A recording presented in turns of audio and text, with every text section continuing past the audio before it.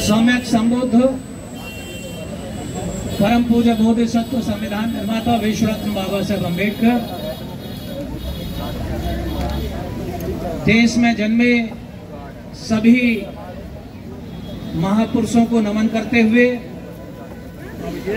पूजनीय भंते जी भदंत नागार्जुन सुरासुसई जी,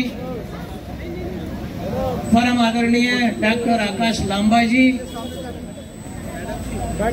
भंते कर्माकर जी, श्रद्धा मित्रा थेरो जी, धम्म कीर्ति भंते जी, सुनीत पाल भंते जी और हमारे राष्ट्रीय बौद्ध महासभा के संस्थापक परम आदरणीय धर्म प्रकाश भारतीय बौद्ध साहब, राष्ट्रीय बौद्ध महासभा के अध्यक्ष पीएस बौद्ध साहब, जुम्बा लामा जी,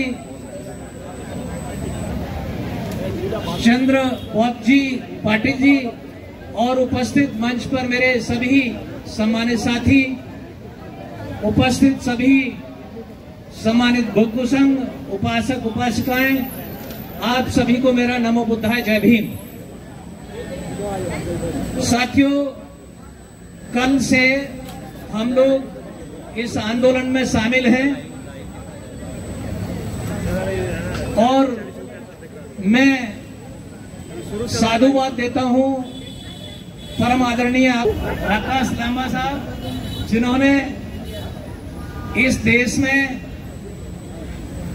विश्व की धरोहर, बौद्धों की धरोहर, जिस पर अवैध तरीके से कर्म कांड का रंग लपेटने का काम, एक अवैध एक्ट जो बीटी एक्ट के नाम से, बीटी एक्ट 1949 के नाम से जाना जाता है, उसके माध्यम से हमारी धरोहर को इस देश में हमसे छीनने का काम किया जा रहा है।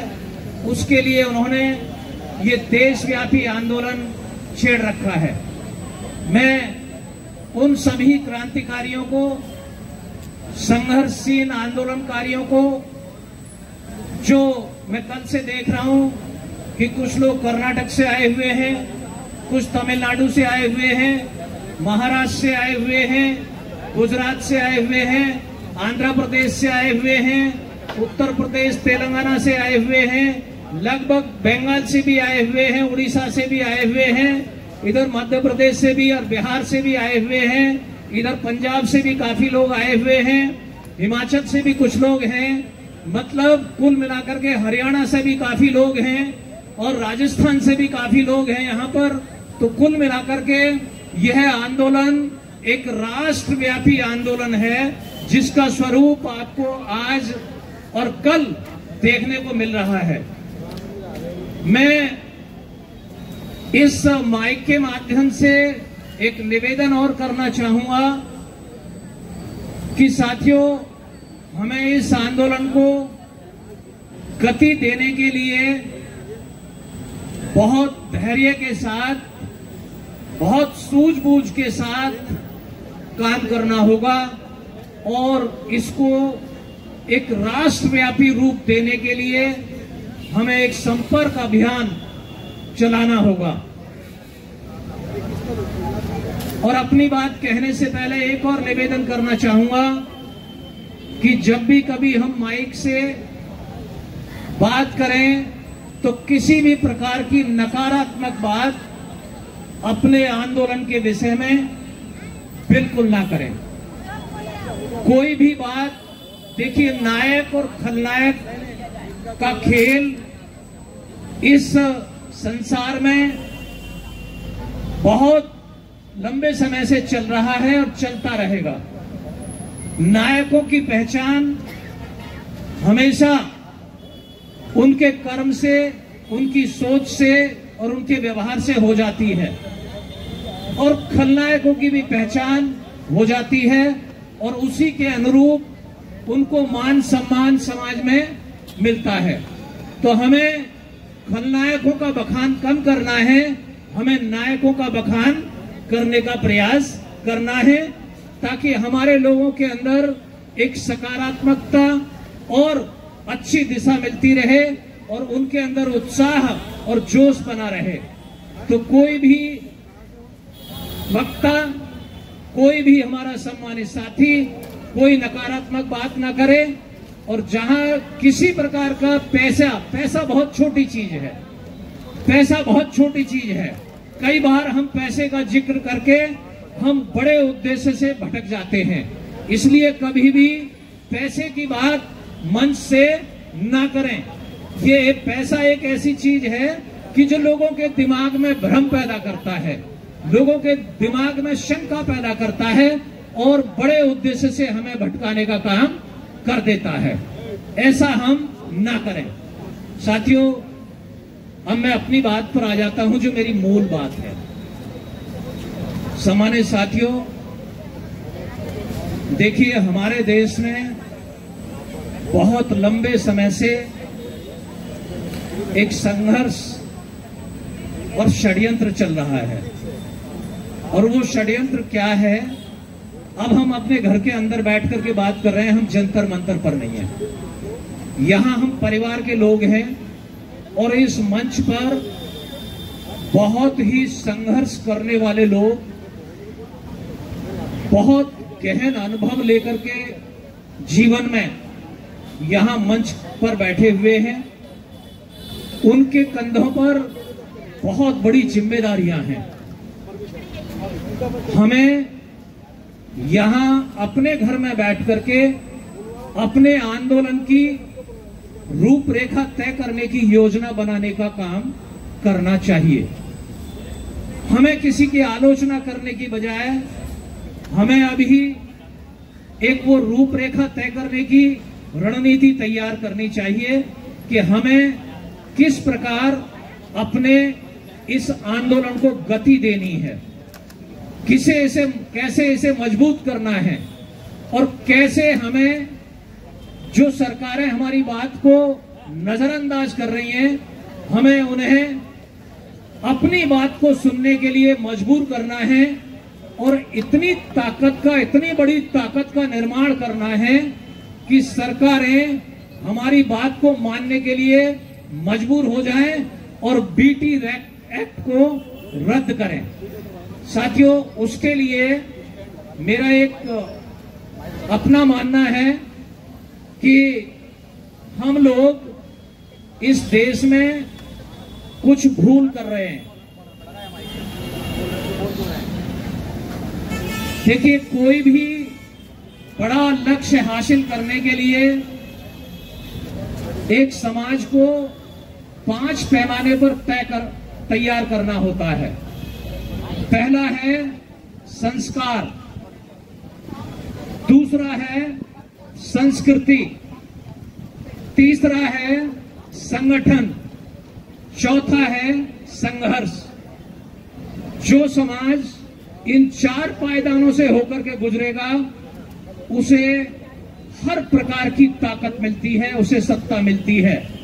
चाहे वो जमीन की सत्ता हो, चाहे उद्योग की सत्ता हो, चाहे अफसरशाही की सत्ता हो, चाहे धर्म की सत्ता हो, चाहे राजनीति की सत्ता हो, वो उस सत्ता को प्राप्त कर लेता है। आपको अपने विरोधियों से भी सीखने की आवश्यकता है। संस्कार हमें अपने समाज में बुद्ध, कबीर, नानक, रविदास, अंबेडकर, साहू, फूले, पेरियार, इन सब के संस्कार अगर हमें अपने समाज में डालने हैं तो हमें अपने घरों में इनके चित्र लगाने चाहिए। और इनके चित्र लगाने के बाद और किसी भी व्यवस्था के चित्र हमारे घर में नहीं होने चाहिए, क्योंकि बच्चा जब घर में पैदा होगा तो सबसे पहले उसके मन मस्तिष्क पर अपने महापुरुषों के चित्र अंकित हो जाएंगे। और जब अपने महापुरुषों के चित्र अंकित हो जाएंगे और जैसे जैसे उसे दुनिया का बोध होता चला जाएगा, उसके अंदर एक जिज्ञासा पैदा होगी कि आखिरकार ये है कौन। उनके बारे में वो पढ़ेगा, उनके बारे में वो जानेगा, और पढ़ेगा और जानेगा तो उसे उनमें आस्था आएगी, अटूट विश्वास पैदा होगा, और जब वो बड़ा होगा तो उसे अपनी संस्कृति में आनंद आएगा, अपने गाने में, उन्हीं महापुरुषों के गाने में, उन्हीं के गीत में, उन्हीं के कविता में, उनके संगीत में, उनके भाषणों में उसे आनंद आएगा। वो कहीं दूसरी जगह भटकेगा नहीं, किसी तीर्थ यात्रा पर नहीं जाएगा, किसी कावड़ में नहीं जाएगा, कहीं भी नहीं जाएगा, वो इसमें आएगा। तो इसलिए हम सब लोगों को अपने समाज में ये संस्कार डालने चाहिए, अपनी संस्कृति विकसित करनी चाहिए, और संस्कार और संस्कृति से हमारे विचार मजबूत होते हैं, और जब हमारे विचार मजबूत हो जाएंगे तो हमारे संगठन की दिशा एक होगी, और जब संगठन की दिशा एक होगी तो हम एकजुट होकर के संघर्ष करेंगे, और जिस परिणाम को प्राप्त करना चाहते हैं वो परिणाम हम लोग प्राप्त कर पाएंगे। साथियों, अब जब ऐसा षड्यंत्र हमारे सामने चल रहा है कि इस देश में सभी संस्कृतियों को समाप्त करके इस देश में हिंदू राष्ट्र बनाने की एक योजना चल रही है, तो उसमें चाहे बुद्धिस्ट हो, चाहे कबीरपंथी हो, चाहे रविदासी हो, चाहे धन धन सतगुरु वाले हो, ये सब लोग उनके निशाने पर हैं। अभी इसी दिल्ली में रविदास मंदिर तोड़ा गया, बहुत बड़ा आंदोलन हुआ, और उसी कड़ी में यहाँ हमारा बुद्ध विहार, महाबोधि बुद्ध विहार को यहाँ पर अवैध तरीके से उन्होंने कब्जा किया हुआ है। संविधान हमें बहुत बड़ी ताकत देता है। संविधान का आर्टिकल 13 कहता है कि एनी एक्ट और law passed by any government और prevalent in the society prior to implementation of Constitution on 26th January 1950, which is against or violates the fundamental rights of the citizens, is null and void। मतलब कि अगर BT act पास हुआ है तो वो 1949 में पास हुआ है। 1949 का कानून 1950 के बाद अपने आप ही वो निष्प्रभावी हो जाता है। इसका मतलब यह है कि जब संविधान ने हमें ये ताकत दे दी है तो हमें अपने इस अधिकार को लेने के लिए और इस अवैध कानून को निरस्त कराने के लिए एड़ी चोटी का जोर लगा करके सरकार को घुटनों पे लाना चाहिए। साथियों,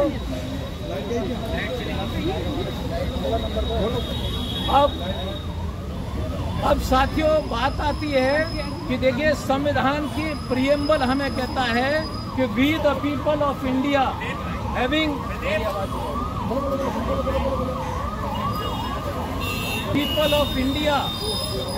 solemnly resolved to constitute India into a sovereign socialist secular republic and to ensure to all its citizens the वैसे ही रिकॉर्ड हो जाता है।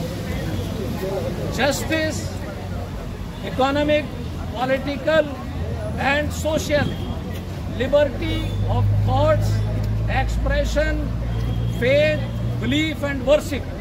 अब हमारा जो संविधान है कि हमें आस्था और विश्वास और उपासना की आज़ादी देता है, प्रत्येक नागरिक को देता है, लेकिन हमारी उस आज़ादी को इस बीटी एक्ट ने छीन रखा है।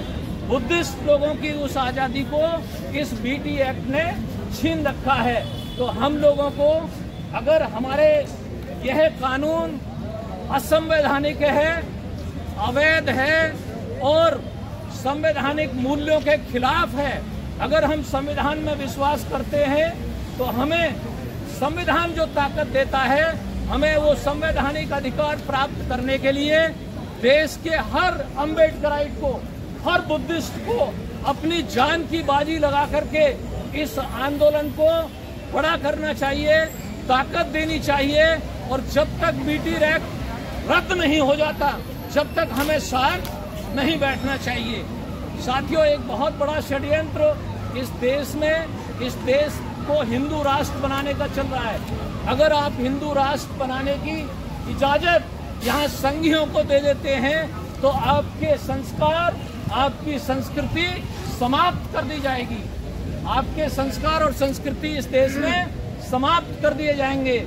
मतलब बुद्धिस्ट फिलॉसफी को, जिसको बाबा साहेब अम्बेडकर ने पुनः स्थापित किया, सम्राट अशोक ने देश में धम्म चक्र परिवर्तन किया, उसको इस देश में ये संघी लोग पुनः समाप्त करना चाहते हैं, वही बृहद्रथ मौर्य की योजना के तहत। तो अभी मेरा आप सब लोगों से निवेदन है, एक कहानी है छोटी सी, संघे शक्ति। संघे शक्ति क्या होता है कि कुछ कबूतर होते हैं और एक बहेलिया होता है। बहेलिया जमीन पर दाने फेंक देता है कबूतरों का शिकार करने के लिए। बेचारे कबूतरों को भूख लगी होती है और वो कबूतर भूख की वजह से उन दानों पर टूट पड़ते हैं और जाल में फंस जाते हैं।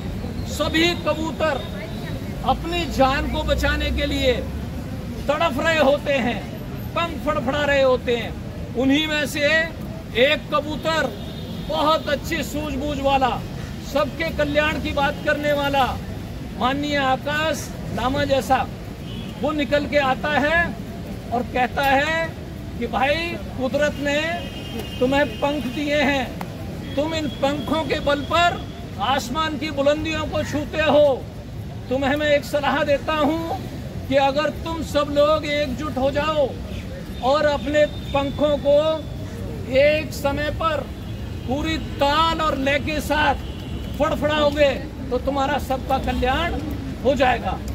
तो सभी कबूतरों ने उस कबूतर की बात को मान लिया और सभी कबूतरों ने एक साथ पूरी ताकत के साथ अपने पंखों को फड़फड़ाया और जाल को लेकर के उड़ गए।